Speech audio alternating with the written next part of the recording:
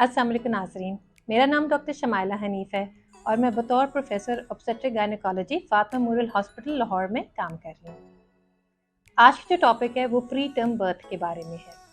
ये एक important topic है, इसमें न्यूबॉर्न बेबी के हेल्थ इश्यूज इन्वॉल्व होते हैं, इसलिए आज इस बारे में हम बात करेंगे।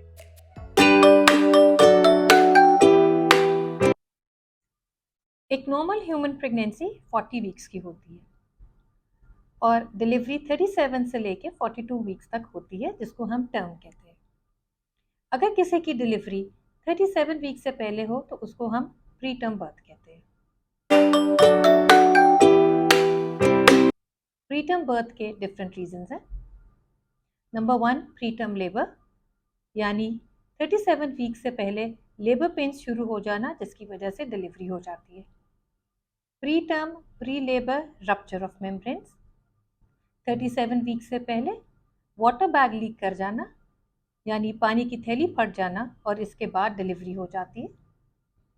नंबर 3, मेडिकल रीजंस, यानी कि आपके डॉक्टर आपकी कंडीशन देख के ये असेस करते हैं कि आपके लिए डिलीवर हो जाना बेहतर है। जैसे कि कुछ खवातीन को प्रेगनेंसी में ब्लड प्रेशर हो जाता है और ब्लड प्रेशर इतना ज़्यादा शूट कर जाता है कि डिलीवरी का डिसीजन लिया जाता है। कई दफ़ा प्रेगनेंसी में ब्लड प्रेशर के साथ किडनी अफेक्ट हो जाता है, लिवर अफेक्ट हो जाता है, जिसको हम हेल्प सिंड्रोम कहते हैं। ब्लड प्रेशर के साथ कई खवातीन को झटके लग जाते हैं, जिसको एक्लेम्सिया कहते हैं। तो इन सब केसेस में अर्ली डिलीवरी का डिसीजन लिया जाता है। कभी कभी कई खवातीन को प्रेगनेंसी में एक लिवर कंडीशन होती है, जिसको हम ऑब्स्टेट्रिक कॉलिस्टेसिस कहते हैं, जिसमें पेशेंट को बाजू और टांगों में इचिंग महसूस होती है। इन सिनेरियो में भी अर्ली डिलीवरी का डिसीजन हो सकता है। मदर को अगर हार्ट का कोई प्रॉब्लम है या उसको बेबी के ग्रोथ में कोई इफेक्ट देखने में आया है कि बेबी सही तरह ग्रो नहीं कर रहा और डॉपलर स्कैन ये शो कर रहे हैं कि बच्चे को अच्छी तरह खुराक नहीं मिल रही, तो आपके डॉक्टर आपके बेबी की बेहतरी के लिए भी अर्ली डिलीवरी का डिसीजन ले सकते हैं। तो ये वो मेडिकल रीजंस हैं जब डॉक्टर खुद समझते हैं कि आपकी डिलीवरी 37 वीक से पहले हो जानी चाहिए।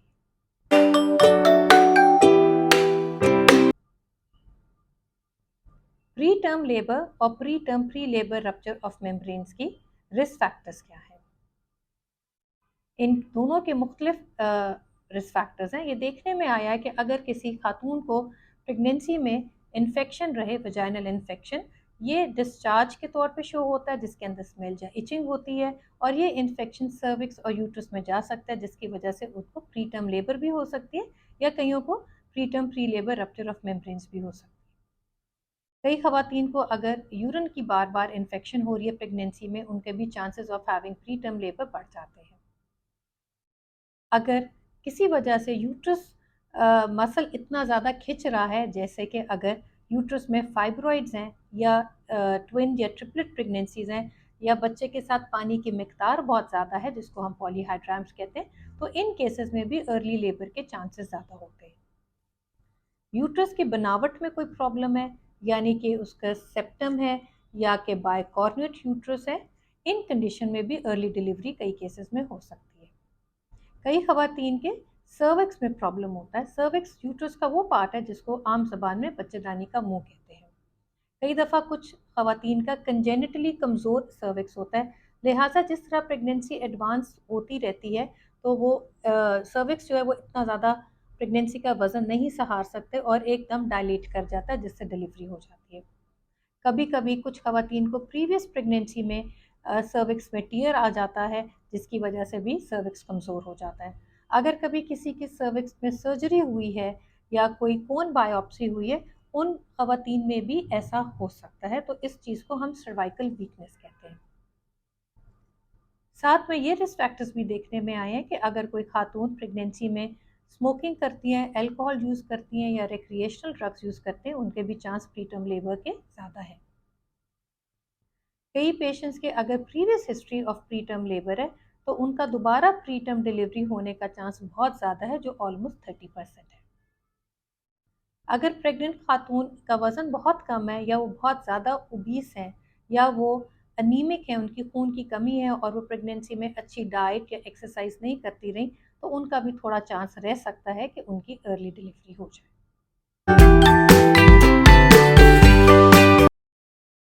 प्री टर्म लेबर के सिम्टम्स क्या हैं?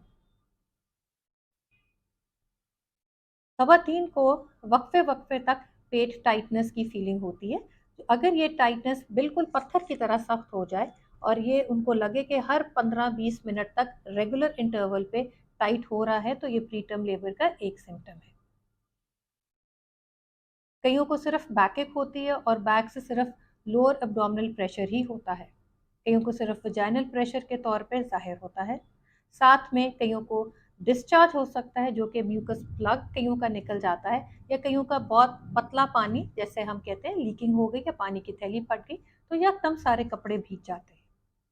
कईयों को साथ ब्लीडिंग या स्पॉटिंग भी हो सकती है।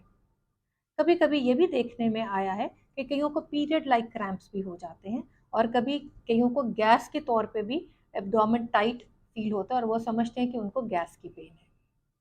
कईयों को डायरिया के बाद भी प्रीटर्म लेबर होने के चांस हो जाते हैं। अगर आपको इनमें से कोई भी एक सिम्टम है, तो ये बेहतर है कि आप अपने डॉक्टर को रुजू करें, या कि आप हॉस्पिटल में इमरजेंसी में जाएं, ताकि आपके डॉक्टर आपका मुआयना करके ये असेस कर सकें कि क्या वाकई आपको प्रीटर्म लेबर या preterm pre labour rupture of membranes है या नहीं। जब आप हॉस्पिटल में जाएंगे, आपके डॉक्टर आपका जनरल फिजिकल एग्जामिनेशन करेंगे, आपका एब्डोमिनल एग्जामिनेशन करेंगे, जिसमें वो बेबी की लाई भी असेस करते हैं, बेबी के हार्ट बीट चेक करते हैं, और साथ में वो ये मुआयना करते हैं कि आपकी यूट्राइन कंट्रैक्शंस कैसी आ रही हैं। अगर आपकी यूट्राइन कंट्रैक्शंस मुसलसल फील हो रही हैं, तो आपका इंटरनल एग्जामिनेशन भी किया जाएगा, ये देखने के लिए कि सर्विक्स कितनी डायलेट हो गई है। अगर आपका पानी पड़ रहा है, तो आपके डॉक्टर आपका वजाइनल स्वाब भी ले सकते हैं, चेक करने के लिए कि क्या आपको कोई इन्फेक्शन है या नहीं। आपका कंप्लीट एग्जामिनेशन ब्लड भी कराया जाता है, आपकी हीमोग्लोबिन स्टेटस देखने के लिए और वाइट ब्लड सेल काउंट्स देखने के लिए। साथ में आपका यूरिन एग्जामिनेशन भी कराया जाता है, ये असेस करने के लिए कि कहीं आपको यूरिन में इन्फेक्शन तो नहीं है। आपका अल्ट्रासाउंड भी प्लान किया जाएगा, जिसमें आपके बेबी की ग्रोथ देखी जाती है, उसका लाई देखा जाता है, बेबी के साथ पानी की कितनी मकदार है वो असेस की जाती है, आपके यूट्रस में कोई फाइब्रॉइड्स हैं या नहीं, या यूट्रस में कोई बनावटी नुक्स हैं या नहीं, वो भी असेस किया जाता है। कुछ खवातीन में इंटरनल अल्ट्रासाउंड भी किया जाता है, ये असेस करने के लिए कि उनके यूट्रस का मुंह सर्विक्स कितना लंबा है या कितना डायलेट किया गया है। अगर आपकी तशखीस हो जाए कि आपको प्रीटर्म लेबर है या preterm pre labour rupture of membranes है, उस सिनेरियो में आपको एडमिट किया जाता है ताकि आपकी फर्दर ट्रीटमेंट की जाए।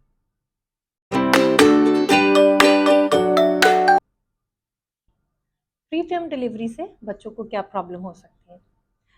ऐसे बच्चों को शॉर्ट टर्म और लॉन्ग टर्म दोनों प्रॉब्लम्स हो सकती हैं। अर्ली डिलीवरी की वजह से बच्चों को रेस्पिरेटरी डिस्ट्रेस सिंड्रोम हो सकता है, बिकॉज उनके लंग पूरे टाइम की तरह डेवलप नहीं होते। उनको ऑक्सीजन की रिक्वायरमेंट भी होती है और कई बच्चों को वेंटिलेटर की भी ज़रूरत पड़ सकती है। ऐसे बच्चों को इन्फेक्शन होने का भी चांस ज़्यादा रहता है। इंटेस्टाइनल इन्फेक्शन, जिसको हम नेक्रोटाइजिंग एंटेरोकोलाइटिस कहते हैं, प्री टर्म बेबीज़ को इसका भी प्रॉब्लम हो सकता है। क्योंकि लिवर पूरे टाइम का नहीं डेवलप हुआ, सो ऐसे बच्चों को जॉन्डिस भी हो सकता है। ब्रेन पूरी तरह डेवलप नहीं हुआ, तो ऐसे बच्चों को ब्रेन हेमरेज होने का भी चांस रह सकता है। ऐसे बच्चों को फीडिंग डिफ़िकल्टीज भी होती हैं। लॉन्ग टर्म प्रॉब्लम्स में बच्चों को हेयरिंग डिफेक्ट्स हो सकते हैं, आई डिफेक्ट्स हो सकते हैं, और सेरेब्रल पाल्सी या न्यूरो डेवलपमेंटल डिलेज भी होते हैं, और कई बच्चों को क्रॉनिक लंग डिजीज होने के भी चांसेस होते हैं। ये जो सारी कॉम्प्लिकेशंस बताई हैं, ये हर बेबी को नहीं होती। जितना बेबी वक्त से पहले डिलीवर हो, उतना ज़्यादा ये प्रॉब्लम्स होने के चांस ज़्यादा होते हैं। ये देखने में आया है कि अगर बेबी 32 से 36 वीक्स के बीच में डिलीवर हो, तो उनको ये प्रॉब्लम्स होने के चांसेस कम है। उनको न्यूनेटल इंटेंसिव केयर यूनिट में रखा जाता है, ऑल्दो कि वो जल्दी रिकवर कर जाते हैं और फिर उनको डिस्चार्ज कर दिया जाता है। अगर जो बच्चे 28 वीक्स और 32 वीक्स के बीच में डिलीवर हुए, उनको ये पेचीदगियाँ होने के चांस ज़्यादा रहते हैं और उनका न्यूनेटल इंटेंसिव केयर यूनिट में स्टे भी लंबा हो सकता है।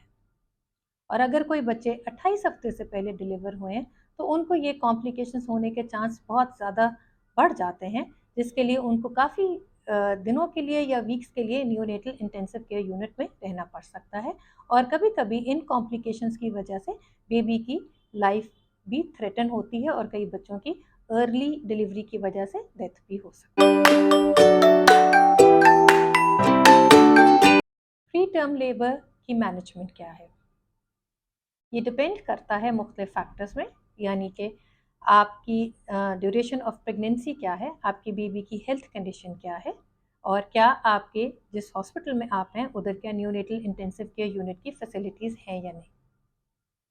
अमूमन आपके डॉक्टर आपको ऐसे मेडिसिन देते हैं जिससे आपकी पेन्स कम हो जाएं, जिनको हम टोकोलिटिक एजेंट्स देते हैं। मेन मकसद इन दवाइयों का ये है कि आपकी पेन्स कम हो जाएं ताकि आपकी डिलीवरी को हम डिले कर सकें, और इस दुरानिया में आपको ऐसे इंजेक्शन दिए जाएं जिससे आपकी बेबी की हेल्थ कंडीशन इम्प्रूव कर जाए। जो 2 इंजेक्शंस माँ को दिए जाते हैं बेबी की हेल्थ इम्प्रूव करने के लिए, उसमें से एक इंजेक्शन स्टीरॉइड्स होते हैं जो बेबी के लंग डेवलपमेंट के लिए बहुत ज़रूरी होते हैं। इनकी मुख्तलिफ रजीम होती हैं, कोई 12 आवर्स अपार्ट में 2 इंजेक्शन देते हैं, कोई डॉक्टर्स 24 आवर्स के अपार्ट में ये 2 इंजेक्शन देते हैं। ये देखने में आया है कि जिन बच्चों की माँओं को स्टीरॉयड इंजेक्शन लग जाए और उनकी डिलीवरी अगर अगले 48 से 7 दिन में हो, तो बेबी को ऑक्सीजन की रिक्वायरमेंट कम हो जाती है और ऐसे बच्चों को वेंटिलेटर की रिक्वायरमेंट भी कम हो जाती है। तो स्टीरॉयड बेबी के लंग डेवलपमेंट के लिए बहुत ही मुफीद समझे जाते हैं। साथ में जो दूसरा इंजेक्शन ऐसी मदर्स को दिया जाता है जो कि प्री टर्म लेबर में है, वो मैग्नीशियम सल्फेट है, जो बेबी के ब्रेन के लिए न्यूरो प्रोटेक्शन के तौर पे यूज़ किया जाता है। इसकी ड्रिप लगाई जाती है और ये देखा गया है कि अगर 33 वीक से पहले मैग्नीशियम सल्फेट लगे तो बच्चों की न्यूरो डेवलपमेंट में बेहतरी आती है।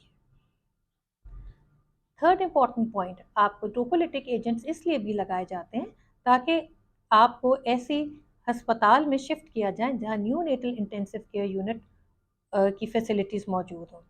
ये रिकमेंड किया जाता है कि बच्चे को माँ के पेट के अंदर ऐसे अदारों में शिफ्ट किया जाए जहां न्यूनेटल इंटेंसिव केयर यूनिट की फैसिलिटी है।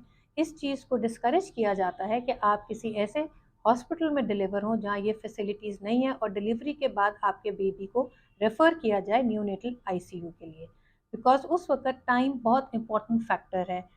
एक एक मिनट बच्चे के ज़िंदगी और हेल्थ के लिए बहुत ज़रूरी है। तो ये रिकमेंड किया जाता है कि आपकी डिलीवरी उन अदारों में आप कराएं जहां ये फैसिलिटीज़ मौजूद हैं। ये ज़रूरी बात है कि अगर किसी खातून की प्रीवियस हिस्ट्री है प्री टर्म लेबर की, तो उनको आइंदा प्रेगनेंसी में एहतियात करनी चाहिए। जो ख़वातीन स्मोकिंग, एल्कोहल या रिक्रिएशनल ड्रग्स यूज़ करते हैं वो इनको अवॉइड करें। अपने डॉक्टर के पास रेगुलरली जाएं। जिस तरह वो आपको वाइटामिन एडवाइस करें या जो टेस्ट एडवाइस करें वो आप रेगुलरली करें। अगर आपको यूरिन में कोई प्रॉब्लम है तो आप अपने डॉक्टर को फ़ौरन बताएं। अगर आपको वजाइनल डिस्चार्ज है तो आप अपने डॉक्टर को फ़ौरन बताएं, क्योंकि ये यूरिनरी ट्रैक्ट इन्फेक्शन और वेजाइनल इन्फेक्शन दोनों प्री टर्म लेबर की इंसिडेंस को बढ़ा देते हैं और इनको टाइमली ट्रीट करना चाहिए ताकि आपका chance of having a pre term baby कम हो जाए। साथ में अगर आपको कोई और मेडिकल डिसऑर्डर्स हैं जैसे कि आपको ब्लड प्रेशर है या शुगर है, तो वो बाकायदगी से कंट्रोल रहना चाहिए ताकि किसी किस्म की पेचीदगी का चांस कम हो जाए। जिनको previous history of pre term labour होती है तो अक्सर गायनेकोलॉजिस्ट उन खवातीन को प्रोजेस्टेरोन मेडिसिन भी देते हैं, जिसके मकसद ये होता है कि आपके यूट्रस की वक्त से पहले कॉन्ट्रैक्शंस होने को ये कुछ हद तक रोकता है। प्रोजेस्टेरोन्स कई दफ़ा पेसरी के तौर पे वजाइनली यूज़ की जाती है या कई दफ़ा ओरल फॉर्म में भी ली जाती हैं और ये 4th मंथ से लेके 8th मंथ तक दिए जाते हैं। अगर किसी की पेशेंट की हिस्ट्री ये इंडिकेट कर रही है कि उनका सर्विक्स वीक है, तो फिर उनको अगली प्रेगनेंसी में 13 से 14 वीक्स तक एक स्टिच लगाया जाता है जिसको मैकडोनल्ड स्टिच कहते हैं, और ये आगे 36 वीक्स तक ये जो स्टिच है इसको काट दिया जाता है। ऑलमोस्ट 70 to 80% केसेस में जिनको मैकडोनल्ड स्टिच लगा हुआ है इस बेस पे, क्योंकि उनका प्रीवियस सर्विक्स वीक था, तो उनकी एक सक्सेसफुल प्रेगनेंसी होती है। कभी कभी प्रेगनेंसी के दौरान आपके डॉक्टर आपका अल्ट्रासाउंड वक्तन फ़वक्तन करवाते रहेंगे ये असेस करने के लिए कि आपकी सर्विक्स की लेंथ कितनी है। अगर आपकी सर्विक्स की लेंथ 2.5 सेंटीमीटर से नीचे है तो कुछ हद तक ये अच्छा रहता है कि क्या आपको प्रीटर्म लेबर होने का चांस है या नहीं, और अगर 1.5 सेंटीमीटर से नीचे आपकी सर्वाइकल लेंथ है तो उस सूरत में भी आपके डॉक्टर आपको प्रोफाइलेक्टिकली स्टिच का एडवाइस कर देते हैं। एक और ज़रूरी बात जो कि पहले का, जब भी आपको प्री टर्म लेबर या pre labour rupture of membrane या कि कोई मेडिकल रीज़न है जिसमें आपके डॉक्टर ने ये डिसाइड किया कि आपकी डिलीवरी हो जानी चाहिए, तो इस चीज़ की आप चेक करवा लीजिएगा उस हॉस्पिटल में कि उनके पास नियोनेटोलॉजिस्ट और नियोनेटल आईसीयू की फैसिलिटीज़ हैं या नहीं। नहीं तो आप उस अदारे में रेफ़र हो जाएं जहां ये सारी फैसिलिटीज़ मौजूद हैं। आखिर में मैं दोबारा ये बताना चाहूँगी कि अगर किसी पेशेंट को 37 वीक से पहले पेट की टाइटनेस है जो कि बिल्कुल पत्थर की तरह सख्त हो जाए, या लो बैक एक है, या लोअर वेजाइनल प्रेशर है, या इसके साथ डिस्चार्ज रहता है, या कि यकदम बहुत ज़्यादा पानी पड़ गया है, इस सूरत में आप फ़ौरन हॉस्पिटल की इमरजेंसी में जाएं ताकि आपका ये मुआयना करके ये असेस किया जाए कि क्या आपको प्री टर्म लेबर के आप पेशेंट हैं या नहीं। नियोनेटल आईसीयू की फैसिलिटी को चेक करना लाजमी है कि आपके इंस्टीट्यूशन में ये फैसिलिटी होनी चाहिए। अगर आपने कोई चीज़ के बारे में पूछना है तो आप कमेंट सेक्शन में कमेंट कर सकते हैं, और अगर आपको ये वीडियो पसंद आई है तो इसको लाइक करें, शेयर करें और सब्सक्राइब करें। खुश रहें और अपना बहुत सारा ख्याल रखें। बहुत सारी दुआएं आप सबके लिए। अल्लाह हाफ़िज़।